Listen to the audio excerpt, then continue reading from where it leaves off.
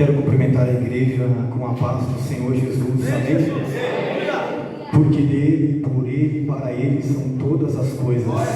Toda honra, toda glória, toda adoração, toda gratidão e todo louvor ao nosso Deus. Estou muito feliz por mais uma vez estar aqui, podendo levar a palavra do Senhor, o nosso Deus. Estou muito feliz também de ver algumas pessoas importantes da minha família toda reunida. Já é uma alegria, né, irmãos?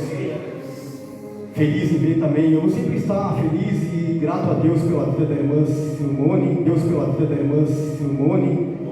que foi a primeira pessoa que dirigiu o culto quando eu preguei pela primeira vez, quando eu tinha lá meus 14 anos de idade. Feliz também pela vida do irmão Ricardo, o presbítero Ricardo, quando eu congregava em outro ministério e saí por alguns motivos, além do pastor e da missionária Vivian, que são da minha família, que foram os únicos que foram lá em casa, o irmão Ricardo também foi. Uma igreja grande, uma igreja com muitos membros, mas apenas um foi. E eu sou grato a Deus pela tua vida, meu irmão. Que Deus continue abençoando e você sempre estará em minhas orações. Sou muito feliz também por ver meu amigo Enio, o irmão Marcelo, o irmão Antônio. Glória a Deus, irmãos.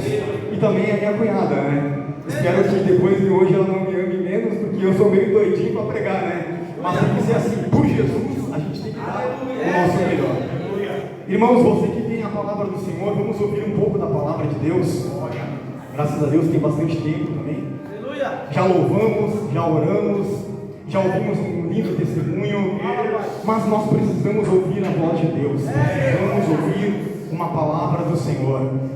E eu quero pedir para os irmãos abrir comigo no livro do profeta Zacarias. Deus tem algo nessa noite e que possamos sair daqui alimentados pelo Espírito Santo de Deus. Irmãos, profeta Zacarias é mais fácil você procurar de Mateus para trás. Mateus, primeiro livro do Novo Testamento. Malaquias, aí você vai folhando Zacarias. Na ordem certa, Zacarias, Malaquias, Mateus. Profeta Zacarias, capítulo de número 3. Ou melhor dizendo, capítulo de número 2. Vamos estar lendo um versículo. Zacarias, capítulo de número 2, versículo de número 13. Os irmãos encontraram?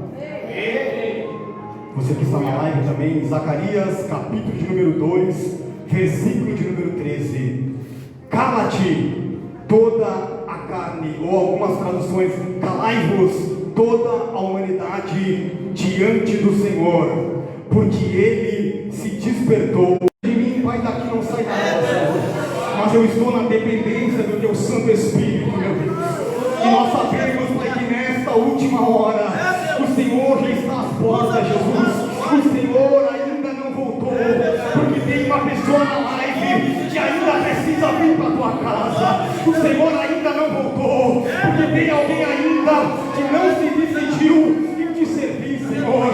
Mas esta noite é o momento certo que o Senhor marcou um encontro conosco. Por isso eu te peço, Espírito Santo, Espírito Santo da verdade, Espírito Santo da vida, Espírito Santo. Oh Espírito de Deus, fala conosco, usa teu filhinho, usa teu pequenininho, usa teu instrumento, fala, meu Deus. Nós precisamos ouvir, nós carecemos ouvir, nós dependemos ouvir da tua voz nessa noite. Oh meu Deus, fala conosco, Pai, nós te adoramos. Fala conosco e nós te exaltamos. Em nome de Jesus. Fala conosco. Aleluia. Glorifique o nome do Senhor, igreja. Oh, aleluia. Estava orando, estava estudando essa palavra e Deus, Ele me deu uma revelação, irmãos. Pela sua infinita misericórdia. O profeta Zacarias, aqui nessa passagem que nós temos, ele está na sua terceira visão. Quem foi o profeta Zacarias? Zacarias, ele faz parte de um grupo seleto dos pequenos ou dos menores profetas do Antigo Testamento. Vale a pena lembrarmos que existem 4 grandes profetas que a Bíblia nos menciona Daniel, Ezequiel, Isaías e Jeremias. Agora a Bíblia também vai falar sobre 12 profetas menores, dentre eles o profeta Zacarias, que profetizou aproximadamente 520 anos antes de Jesus Cristo. O seu nome, Zacarias, significa o Senhor ainda lembra. E Deus, Ele lembrou de você nessa noite. O profeta Zacarias também era um sacerdote. E no seu período que ele profetizou com ele também o profeta Ageu. Quando o povo de Deus saiu do Egito, do exílio da Babilônia, e começou a reconstrução de Jerusalém. Jerusalém para os judeus era algo muito importante, irmãos, porque para o judeu a terra estava no centro do universo, mas Israel estava no centro da terra. Jerusalém estava no centro de Israel e o templo de Deus estava no centro de Jerusalém. Eu vou repetir porque tem alguns irmãos prestando atenção no Daniel. Para o judeu, irmãos, a terra estava no centro do universo. Israel estava no centro da terra. Jerusalém estava no centro de Israel e o templo estava no centro de Jerusalém. Mas agora nós sabemos que o que está no centro do universo é o trono de Deus. Aleluia. Zacarias, ele tem algumas citações famosas, irmãos. No capítulo 4 e no versículo 6, é ele que fala que não é por força e nem por violência, mas é pelo Espírito Santo do Senhor. Zacarias também fala no capítulo 10 e no versículo 8, perceba, irmãos, que ele vai dizer que Deus, quando ele queria chamar alguém, ele assobiava. Senhor. Olha que lindo, Deus, ele foi o primeiro que assobiou na humanidade. Eu estava conversando com uma colega minha e eu disse assim para ela, na minha outra empresa, sabia que Deus ele assobiava? E ela disse para mim, na minha religião, a gente tem medo de assobio, porque quem assobia é um tal aí, que eu não vou falar o nome porque tem a live. Eu disse para ela, para te ver que a tua religião está toda errada, porque a Bíblia vai dizer que Deus ele assobiava. Zacarias capítulo 10, versículo 8. Você sabia que é por causa de Zacarias que até hoje tem os filmes de terror de zumbi? Por causa do capítulo 13, você que tem a palavra, leia em casa, Zacarias capítulo 13, versículo 1. A Bíblia vai dizer que naqueles dias muitos se levantarão da morte e caminharão sobre a terra. Num ato simbólico, as pessoas vendo isso começaram a fazer filmes de zumbi, sabia disso? É o profeta Zacarias também, no capítulo 14, 2, no versículo 8, que diz que aquele que tocar no povo de Deus está tocando na menina dos olhos do Senhor. Aquele que tocar na igreja, aquele que tocar no povo do Senhor que é escolhido, está tocando na menina dos olhos. A menina dos olhos é a pupila, é isso que todos nós temos. Senhor. A Bíblia está dizendo que aquele que se atrever a tocar na igreja está tocando na menina dos olhos do Senhor. O profeta Zacarias é quem fala. Zacarias também no capítulo 2 e no versículo 5, Deus usa ele para dizer que aquele que se levanta contra Israel, o Senhor está como um muro de fogo ao seu redor. O Senhor, ele mesmo está protegendo o povo de Deus como se fosse um muro de fogo ao redor de Israel. O interessante é que no capítulo 2 que nós lemos, irmãos, Deus ele manda medir a Jerusalém. E quando nós lemos a palavra do Senhor, nós vamos perceber que Deus ele mede muitas coisas, irmãos. A Bíblia vai dizer que Deus ele mede o nosso amor. Senhor. A Bíblia vai dizer que Deus ele mede a nossa fé, porque a palavra do Senhor diz que Deus ele dá o dom mediante a nossa fé. Ou seja, a fé ela tem uma medida. Senhor. A Bíblia vai dizer também que Deus ele mede a bênção, porque a bênção ela é recalcada, sacudida, transbordante. A bênção ela também tem uma medida. Ora, a Bíblia Sagrada diz, irmãos, lá em Gênesis capítulo 26 e versículo 12, que Deus abençoou Isaac e ele colheu 100 vezes mais.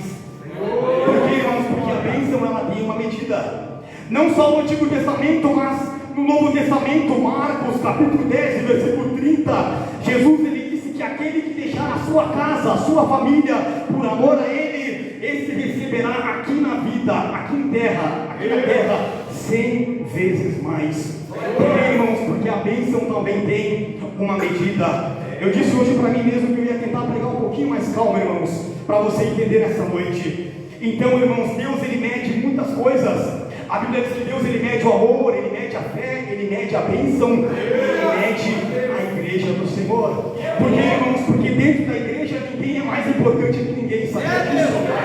Dentro da igreja ninguém é mais importante que ninguém, sabia disso? Todos são importantes. O pregador aqui é importante, mas aquele que está na portaria, Deus ele está medindo, irmãos. Todos somos importantes para Deus. Deus ele mede porque ele tem o cuidado do seu povo. E eu quero nessa noite que você tire essa imagem, essa ideia que Deus é um Deus que está sempre assentado num trono de cabelo branco, como a gente costuma dizer, irmãos. Deus ele não é um Deus desocupado que passa a vida inteira assentado num trono, não. Eu me lembro que quando eu era criança, eu ouvi falar que as crianças eram mais sensíveis e elas conseguiam olhar para o céu e ver Deus. Eu lembro que você que é mais velho, você que é um crente mais antigo, você vai lembrar que antigamente falavam que a criança ela era mais sensível, ela era mais inocente e ela conseguia enxergar Deus. Irmãos, eu passava todos os dias olhando para o céu, tentando ver alguma coisa. Eu me lembro também que quando eu era criança, quando eu ia orar e eu aprendi a orar, eu só orava para as crianças e para as mulheres, os homens não oravam. Eu dizia, Deus abençoa as crianças, Pai, abençoa as mulheres, mas os homens deixa que eles se viram. Eu era criança, eu era inocente. Só que, irmãos, nós temos que tirar essa ideia da cabeça que Deus, ele é um Deus que está desocupado, ele fica sentado, até porque ninguém consegue viver sentado, né? Glória a Deus. Quando a Bíblia fala de trono, a Bíblia está dizendo 3 coisas: reino, domínio e sabedoria. Quando a Bíblia fala que Deus está sentado no trono, a Bíblia está dizendo que o Deus tem um reino, ele é rei, ele se assenta no trono. Quando a Bíblia fala de trono, a Bíblia está dizendo que Deus, ele tem o domínio, ele tem o controle de todas as coisas. Quando a Bíblia fala que Deus está sentado no trono, também a Bíblia está dizendo que Deus é soberano, ele sabe o que faz e ele sempre tem razão. Deus está sentado no trono e todos nós sabemos. Isaías capítulo 14, o próprio inimigo, porque nós sabemos que na Bíblia Sagrada todos os vilões são voltados ao inimigo, simbolizam o inimigo. A Bíblia vai dizer que o inimigo subiu no coração dele, e ele disse assim: eu subirei. Quando eu digo inimigo, eu estou falando Satanás. Eu subirei ao céu, acima das estrelas de Deus, exaltarei o meu trono no monte da congregação, e me assentarei, e serei semelhante ao Altíssimo. Satanás, o inimigo, sabia que Deus, ele tinha um trono. Nós vamos ver na Bíblia Sagrada diversos profetas, ou melhor dizendo, 4 profetas que viram o trono de Deus no Antigo Testamento, e 2 personagens que viram o trono de Deus no Novo Testamento. Curioso, irmãos, que dos 4 maiores profetas, só um não viu o trono: Jeremias. Você sabia disso? Agora Daniel, Ezequiel e Isaías, eles viram o trono de Deus.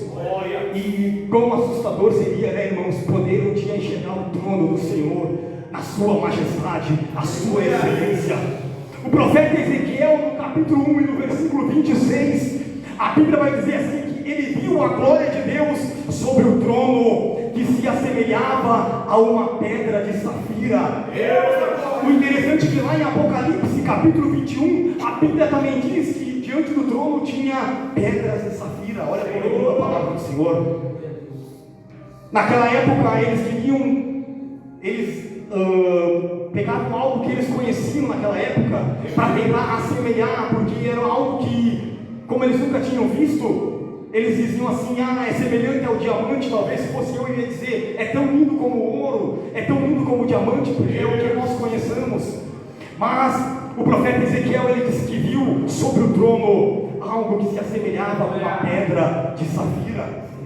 Já o profeta Daniel, no capítulo 7, no versículo 9, a Bíblia vai dizer que ele contemplou o ancião de dias, e é daí que vem a ideia que Deus ele tem cabelo branco, porque ele contemplou o ancião de dias tomando assento no seu trono em chamas de fogo e rodas de brasas em sua volta, como se fosse uma visão sobre o juízo do futuro. Olha como é tremendo, irmãos. O profeta Daniel também ele viu. 1 Reis, capítulo 22, versículo 19. O profeta Micaias, ele teve uma visão extraordinária. E ele viu o Senhor assentado no trono e um exército celestial ao seu redor. Um exército de anjos. O profeta Isaías, no capítulo 6, você conhece, você lê a Bíblia. Ele fala assim: eu vi o Senhor assentado no alto e sublime trono, e a sua glória enchia o século, a comitiva. E com Isaías nós aprendemos muitas coisas, irmãos. Repita comigo: Isaías. Com Isaías nós aprendemos muita coisa, porque, irmãos, Deus ele está falando comigo, o presbítero Marciano, nesses últimos dias. Ele gosta de falar, né? Deus está ministrando comigo. Deus está ministrando comigo nesses últimos dias que o Evangelho é duas coisas: é olhar para Jesus e é olhar para mim. O interessante, irmãos, que Isaías, até o capítulo 6, ele fala assim: ai de ti, não é verdade? Ai de ti que está na portaria, ai de ti que está aí, jovem, ai de ti. Só que quando ele vê o trono de Deus, quando ele vê Deus, ele tem uma conversão, presbítero Jocelir, e ele fala assim: ai de mim agora, ai de mim agora. Agora não é mais o meu irmão que importa, ai de mim. E é isso que o Evangelho provoca na nossa vida. O interessante é que a Bíblia diz assim, Isaías 45, versículo 22: olhai para mim e serei salvo, todos os habitantes da terra. O Evangelho é isso, é olhar para Jesus e é olhar para nós. A Bíblia também diz assim, Hebreus capítulo 12: olhando firmemente para Jesus, que é o autor e o consumador. O Evangelho é isso, eu tenho que olhar para Jesus, porque se eu não olhar para Jesus, eu me desvio. Se eu não olhar para Jesus, eu fico triste. Se eu não olhar para Jesus, eu abandono na primeira dor de cabeça. Se eu não olhar para Jesus, o irmão não olhou para mim, não me deu a paz do Senhor, o irmão não me deu a oportunidade. Eu tenho que olhar para Jesus. Só que o Evangelho também é olhar para dentro de mim. E o interessante é que a mesma Bíblia que fala assim: examinai o homem, cada um a si mesmo, ou seja, no nosso português, cada um cuida do seu próprio nariz. É a mesma Bíblia que diz: examinai as Escrituras, porque são elas que testificam de mim, e provais nela ter a vida eterna. João capítulo 5, versículo 39. O interessante, irmãos, que Isaías ele viu o trono e ele viu anjos que voavam e adoravam a Deus e diziam: santo, santo, santo é o Senhor dos exércitos. Por que eles falavam 3 vezes, irmãos? Deus é santo porque não tem fraqueza. Deus é santo porque não pode ser tentado. E Deus é santo porque não tem pecado. Vamos repetir para ficar bonito? Diga assim: Deus é santo porque não tem fraqueza. Deus é santo porque não pode ser tentado. E Deus é santo porque não tem pecado. Aleluia, Deus ele não erra. É por isso que os anjos adoravam.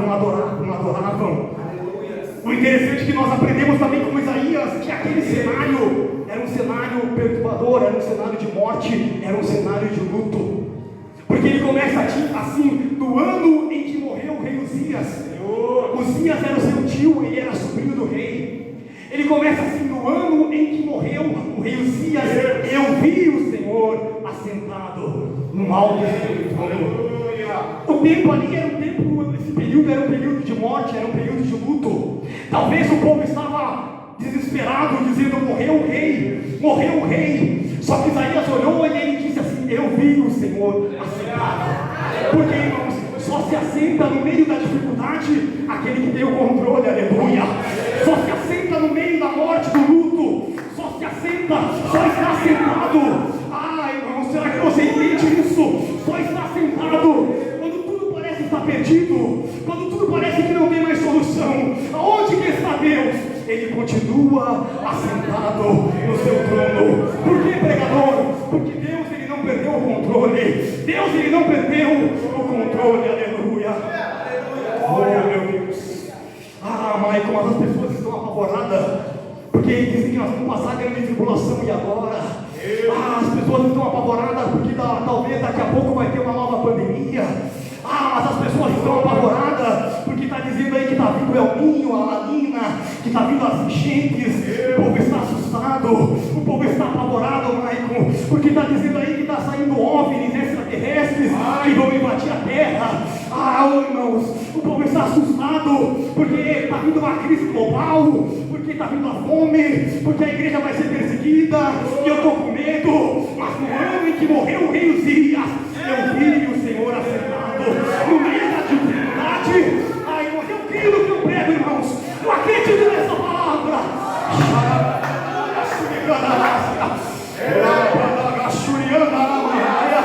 Nós queremos, irmãos. Eu sei que aqui é uma igreja que acredita. Deus, Ele não perdeu o controle. Deus, Ele não perdeu o controle. Aleluia. Aleluia. O final todos já sabemos, irmãos. Porque quem está escrevendo a história não é uma sociedade secreta, não é a maçonaria, não é os Illuminati, não é o satanista. Quem está escrevendo a história é o nosso Deus. Aleluia. A gente já sabe o final, irmãos.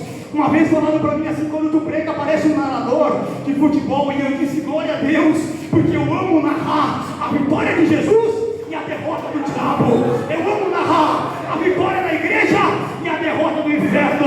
Eu amo narrar a vitória do povo de Deus e a derrota de Satanás. Eu amo. Aleluia. E a vitória é nossa, irmãos. Diga para alguém que está do seu lado, deixa Deus te usar. A vitória já é nossa, irmãos. Nós já somos mais do que vencedores. Oh, aleluia. Apocalipse capítulo 3 diz: ao que vencer, eu darei o direito de sentar comigo em meu trono, assim como eu venci e me assentei com meu Pai. Aleluia.